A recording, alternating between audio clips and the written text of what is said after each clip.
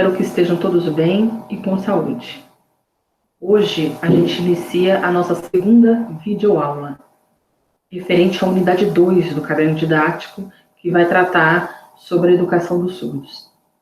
E para falar sobre a educação dos surdos, a gente falará sobre 3 temas: a legislação, a diferença entre educação especial e educação inclusiva, e também sobre o surdo em sala de aula.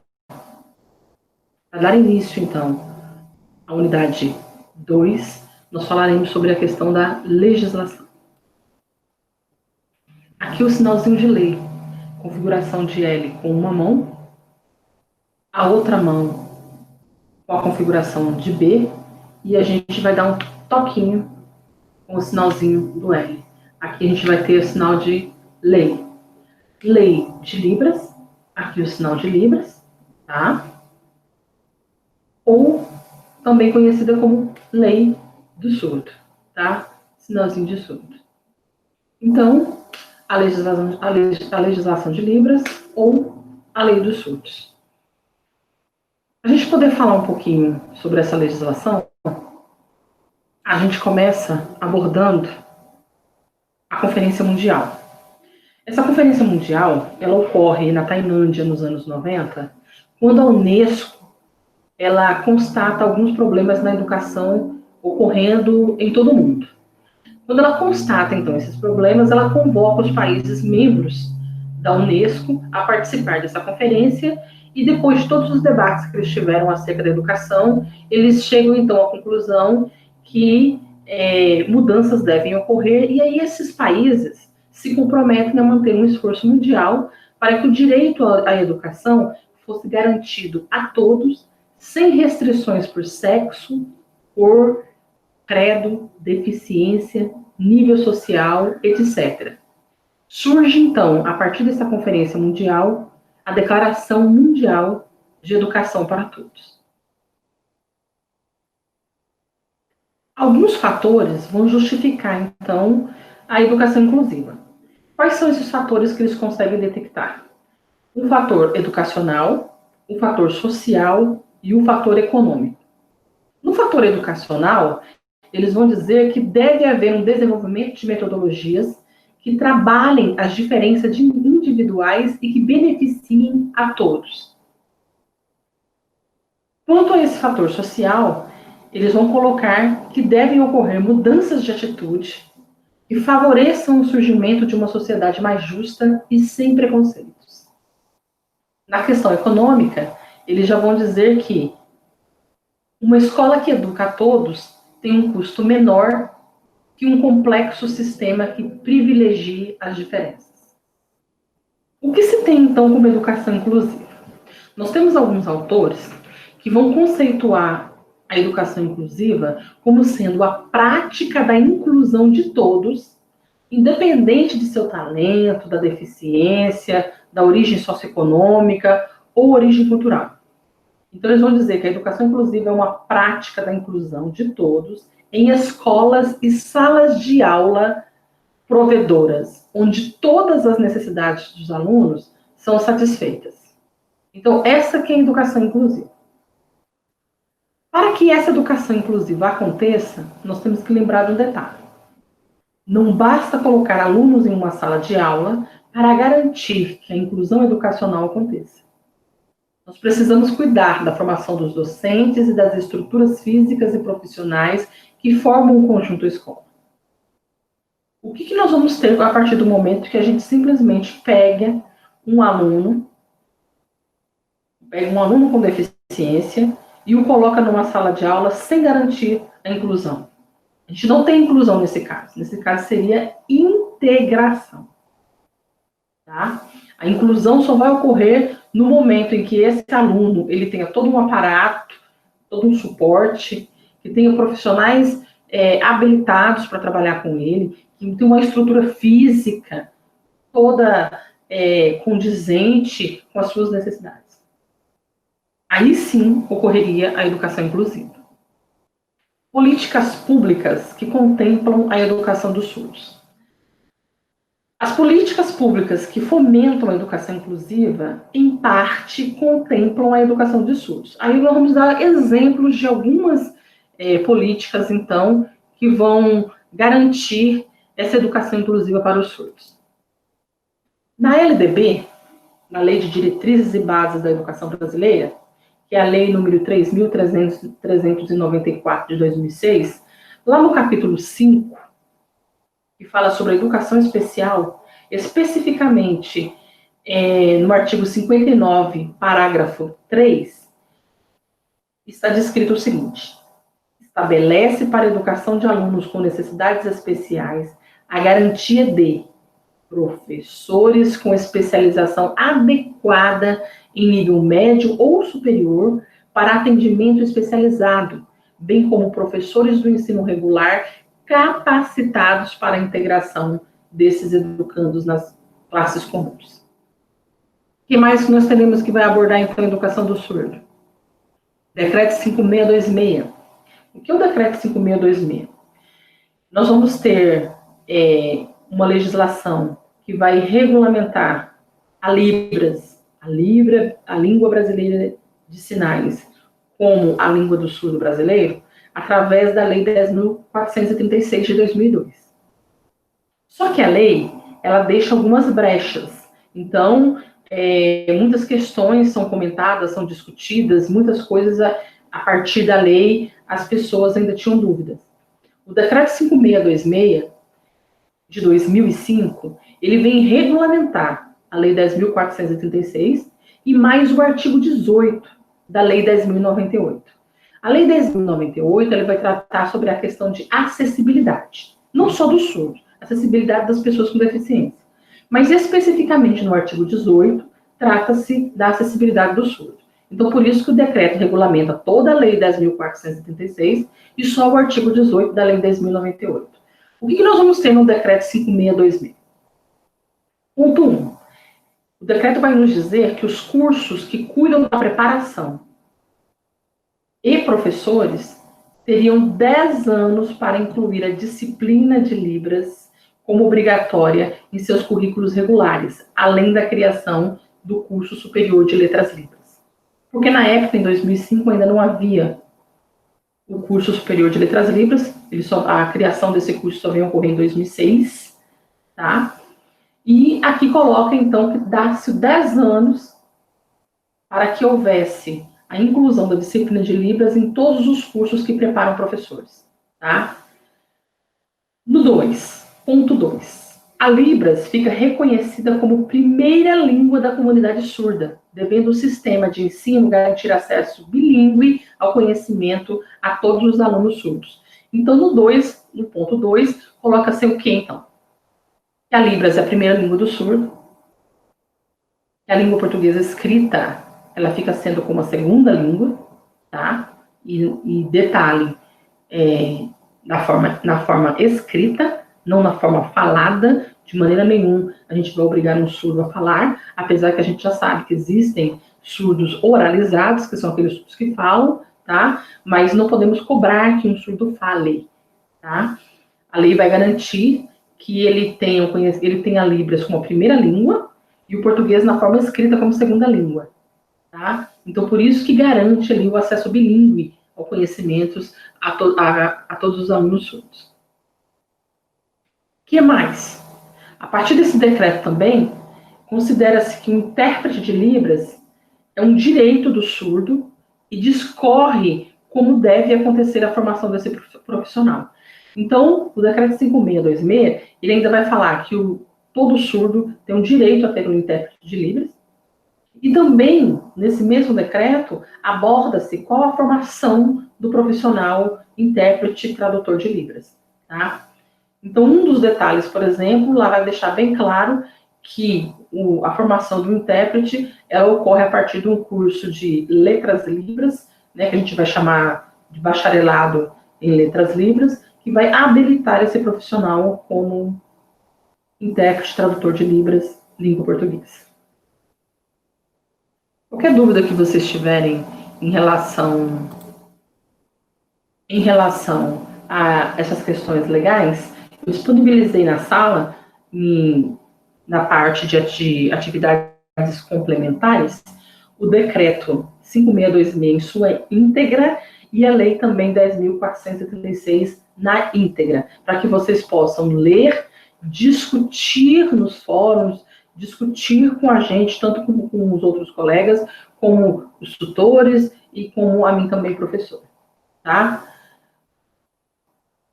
Agora, eu convido todos vocês a abordarem comigo a unidade 2.3, onde a gente fala, 2.2, na verdade, onde a gente falará sobre a escola especial e a escola inclusiva e suas diferenças. Escola especial. O que seria, então, a escola especial? Tem-se como escola especial aquela que adota um modelo médico-pedagógico visando a reabilitação das funções prejudicadas pela deficiência, ao invés do modelo educacional. Se apoia na concepção de uma necessidade de cuidados médicos que acompanha a história da educação. É considerada um modelo antigo de educação e contribui para a manutenção de mitos sobre a pessoa deficiente nos dias atuais. Então, o que seria essa escola especial? A escola especial ela se pauta, ela frisa na questão médico-pedagógica, porque ela tem como intuito a questão do curar, entre aspas. Acha que ela tem como função a reabilitação das funções que estão prejudicadas pela deficiência de cada pessoa e que eles trabalhando essas funções prejudicadas, quanto mais eles viessem a tornar aquela pessoa com menos características dessa deficiência, melhor. Então, ela não tinha como objetivo a questão educacional. O objetivo dela era médico, era trabalhar em cima daquela deficiência com o intuito de minimizar a deficiência daqueles educandos. E a educação inclusiva? Já na educação inclusiva, é uma educação que questiona o modelo médico-pedagógico e privilegia o modelo educacional. A inclusão escolar deve ser a inserção escolar de forma radical, completa e sistemática. Todos os alunos, sem exceção, devem frequentar as salas de aula do ensino regular. Abandona a divisão ensino especial e ensino regular. A inclusão ainda está a caminho daquilo que pretende ser em sua plenitude. Por que esse finalzinho? Porque, infelizmente, nós vamos ter que a inclusão ela não acontece em todos os ambientes escolares como deveria acontecer. Acontece em alguns lugares, mas em outros não. Então, por isso que se diz que a gente ainda não tem um ideal, tá? Mas vamos lá. Qual que é a diferença, então, da escola inclusiva? A escola inclusiva, ela se pauta na questão pedagógica. Diferente do modelo da escola especial, que frisava a questão da deficiência de cada pessoa, querendo minimizar aquela deficiência, se frisava na questão médica, a escola inclusiva, ela segura pelo ponto do pedagógico. A intenção é o quê? É trabalhar esse modelo educacional, entendendo que todos têm direito à educação, e todos conseguem se desenvolver, independentemente de suas deficiências, tá?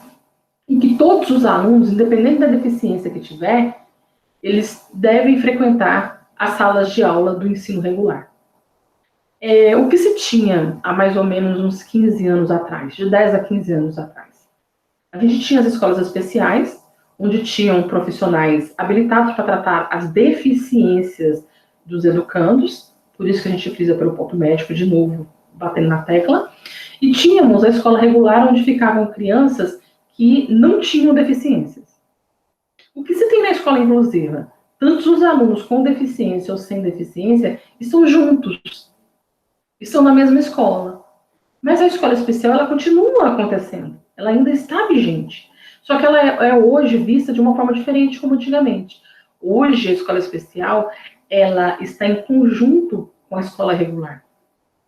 ela auxilia a escola regular. Os profissionais que estão lá na escola especial, eles contribuem com a educação das crianças que estão na educação regular. Antigamente, também na educação especial, tinha-se que as crianças com deficiência ficavam somente lá nessa escola de educação especial, e que, como eu comentei anteriormente, esses que não tinham deficiência, então ficavam na regular. Na escola inclusiva, ainda tem essa diferença. Na escola inclusiva, a criança com deficiência, jovem, o aluno com deficiência, ele frequenta a escola especial, sim, mas para atendimento educacional especializado, que é realizado em contraturno. Então, ele vai para a escola regular, mas no horário contraturno ele pode ter atendimento numa escola especial, no AEE, no atendimento educacional especializado. Tá? Esse atendimento educacional, por que eu coloco assim, ele pode? Porque o atendimento educacional especializado, ele pode ser feito tanto numa escola especial, como numa sala de recurso, entendeu? Então, por isso essa palavrinha aí, pode. Espero ter contribuído para que vocês consigam fazer inferências acerca, principalmente da diferença entre a escola especial e a escola inclusiva. E aí a gente tem um fórum específico na unidade 2 para a gente trabalhar toda essa unidade, inclusive esse tema. Eu aguardo vocês lá, ok? Eu os convido agora a abordarmos a questão do surdo em sala de aula. O surdo na sala de aula. Muitas perguntas podem surgir no momento em que se pensa na organização espacial, numa organização metodológica e numa organização curricular acerca da sala de aula com alunos surdos. Então, são coisas que a gente irá abordar agora. Na organização espacial, a gente vai ver formas de planejar espacialmente a sala de aula para benefício desses alunos surdos.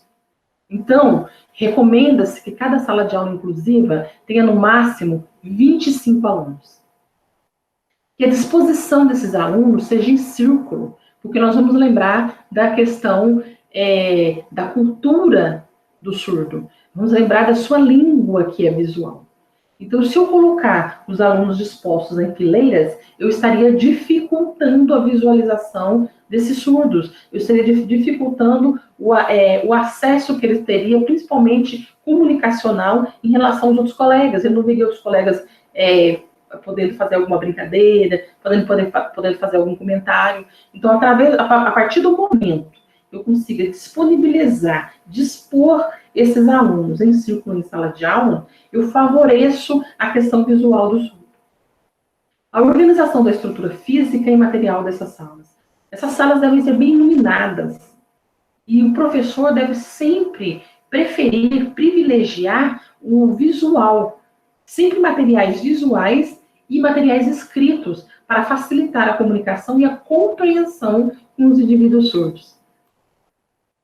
O intérprete de Libras, o intérprete educacional, ele deve estar sempre num lugar bem iluminado e em frente aos alunos surdos. Eu não tenho que dificultar essa comunicação entre o surdo e o intérprete. Ao contrário, eu tenho que facilitar.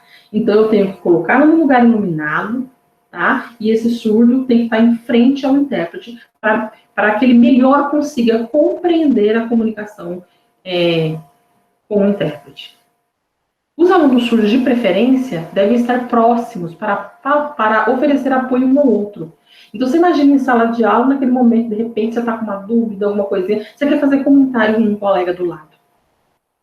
No caso do surdo, se ele fizer comentário com um aluno do lado que seja ouvinte, dificilmente ele vai conseguir comunicação.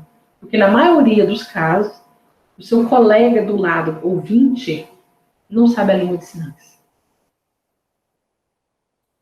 Vamos falar um pouquinho sobre o intérprete educacional. O intérprete tradutor de língua de sinais, língua portuguesa.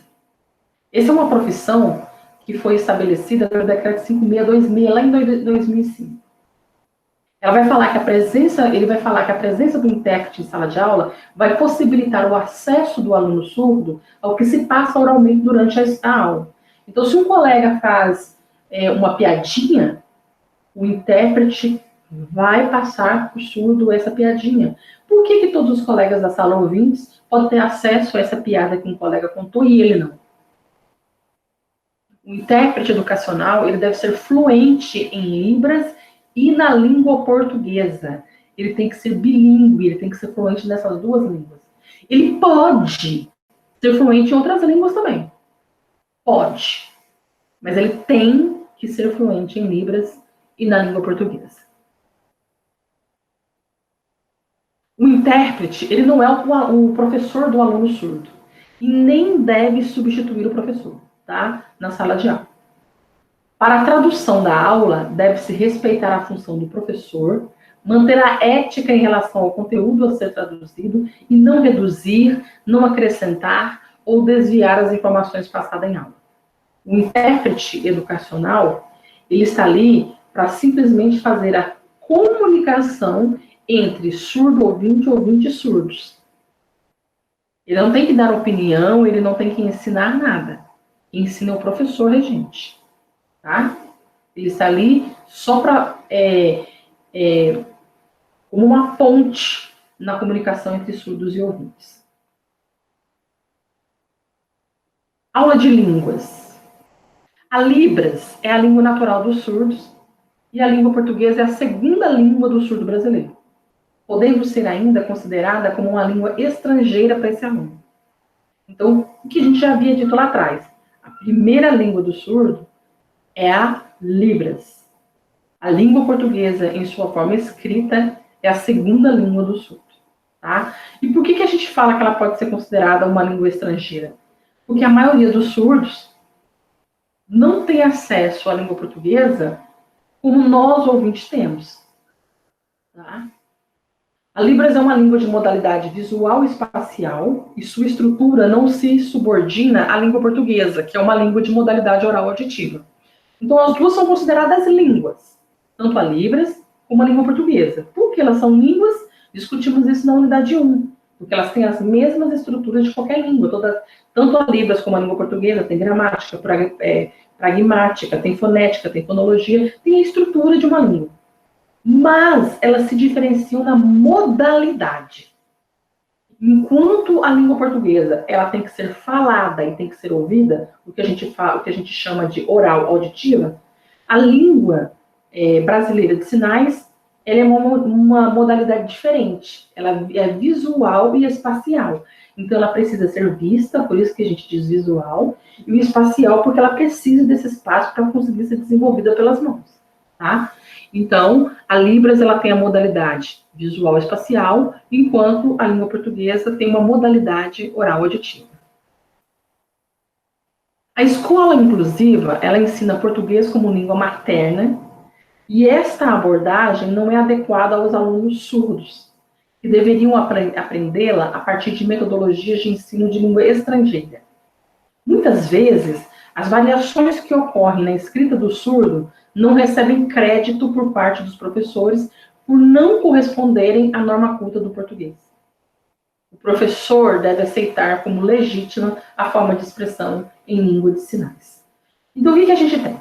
A gente vai ter a maioria dos professores que, infelizmente, por não terem habilitação, por não terem conhecimento acerca da educação dos surdos, vão querer trabalhar na língua portuguesa com os surdos da mesma maneira que eles trabalham, com as mesmas metodologias que eles trabalham com alunos ouvintes. E nós acabamos de falar ali atrás que a modalidade das duas línguas são diferentes. Então, como que eu quero que o surdo aprenda língua portuguesa da mesma maneira que um ouvinte? As modalidades são diferentes. O surdo não ouve. Enquanto a língua portuguesa ela é oral e auditiva, ela tem que ser ouvida e escutada, o surdo não consegue escutar a língua portuguesa. O que vai ocorrer a partir disso?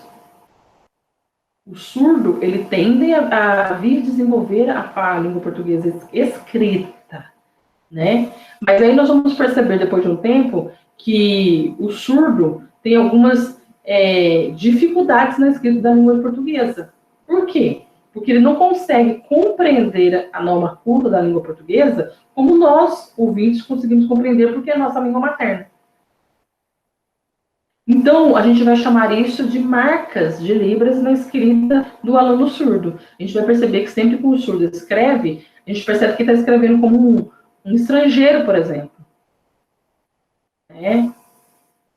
Deixa de colocar um artigo, deixa de colocar uma preposição, porque são questões que não existem na Libras. A Libras não tem artigo, a Libras não tem preposições. Né? E o professor, ele não aceita essa expressão de língua de sinais do surdo, por não compreender que ele tem uma língua e uma cultura própria. A partir do momento que o professor tenha conhecimento sobre as diferenças entre a língua portuguesa e a língua brasileira de sinais, ele vai conseguir compreender melhor essa diferença também que ocorre na escrita do surdo para um aluno ouvinte. Na escola inclusiva, o ensino de línguas estrangeiras, o inglês ou o espanhol, para surdos, encontra um obstáculo a mais: a falta de intérpretes educacionais que sejam fluentes nessa língua. Então, o que nós vamos ter? Infelizmente, nós vamos ter muitos intérpretes que são fluentes em Libras e em língua portuguesa, que é a exigência, né? Mas quando um aluno surdo resolve, por exemplo, aprender uma outra língua, que seja inglês ou seja espanhol, a dificuldade da gente encontrar no mercado intérpretes educacionais que tenham conhecimento em Libras e no inglês, ou em Libras e no espanhol. Então, daí mais uma dificuldade do surdo para poder aprender outra língua. A gente encerra aqui a unidade 2. E as dúvidas que vocês tiverem, existe um fórum já disponibilizado, tá? Para a gente abordar os temas, na realidade, da unidade 2, tá? Um abraço a todos.